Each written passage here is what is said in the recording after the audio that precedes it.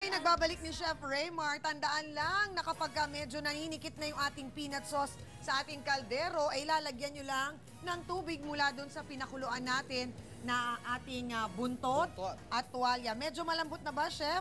May halos konti pa, pero papakita na natin sa kanila paano ginagawa. So pagkatapos nito, nalagay na natin yung ating peanut sauce. Siyempre, sunod-sunod na nating ilalagay yung ilan sa mga gulay natin, Chef. Unahin ko ba ang sitaw?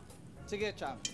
So ilalagay na natin ito. Yan, sitaw. Tandaan yung mga Mars, huwag yung gagayahin yung ginawa ko last week na inuna ko yung mga gulay tsaka ako nilagay yung peanut sauce. Mali pala yun, nagkatarantahan lang ako.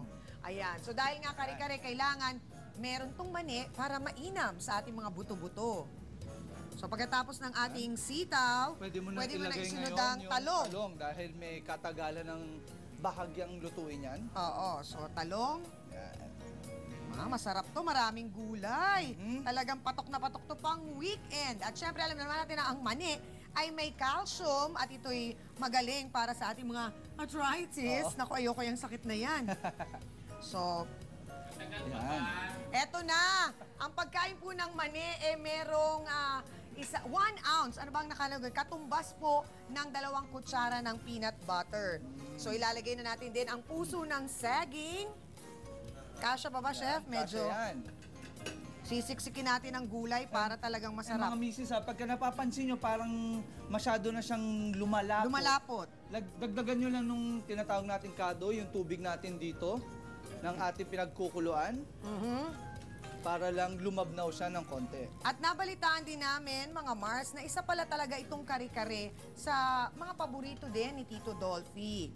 At sabi nga, parang merong isang beses na nangyari na talagang lahat daw ng klaseng luto ng kare-kare, natikman niya. Kasi sabi mo sa Nueva Ecija ba, yung merong gata? Sabi ni nanay doon, linalagyan ng gata. Oo, ang kanilang kare-kare naman doon. At eto na, susunod na dyan, syempre, ay ang ating pechay. Itong bigas natin. Lalagyan na natin ng bigas to. Anong petsa na? Eto na, malapit na. And at eto yung ating atsuete oil. Atsuete oil. Ito Nagbibigay tatansyahin nyo ng lang. Ito gandang yung, kulay. oo, yung nagbibigay ng kulay. Bakit nyo ba kami pinapressure? Kayo talaga. Gutom na eh. So para doon sa mga vegetarian, eto pwede naman puro gulay lang. Wala nang tuwalya, wala nang meat. Pero pwede rin seafood. Salt and pepper to taste. Siyempre, mga Mars. Huwag kakalimutan yan, ha?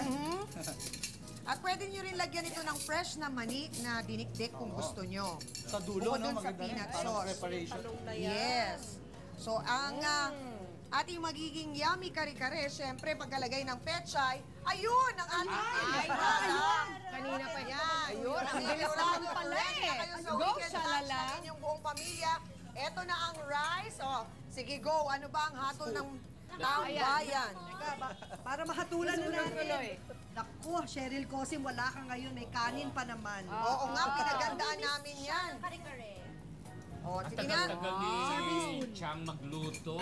Ganun talaga ang kare-kare. Alam mo, sabi nga ni Chef, tayo mga Pilipino, ang niluluto natin mas matagal, mas masarap. So you have to cook it longer with love. With love, I like the with love part. Walang talong to, Cha. Meron yan. Nandiyan sa Ayun, ay ilalim. may isa. May ko sa talong. Isa rin naman po ang salap-salap na recipe ang hatid namin sa inyo. Hindi naman halatang gutom na gutom ang ating morning barkada. Kaya tutok lang mga Mars dahil sagot namin ang lahat ng mga tips at recipe na pasok sa budget ng mga wais na misis. At kung gusto niyo naman po na magbakawais sa inyong karinderya business, may sagot dyan. Si Mami Tien. Ano ba ang sagot mo dyan, Mami Tien? Sige, go.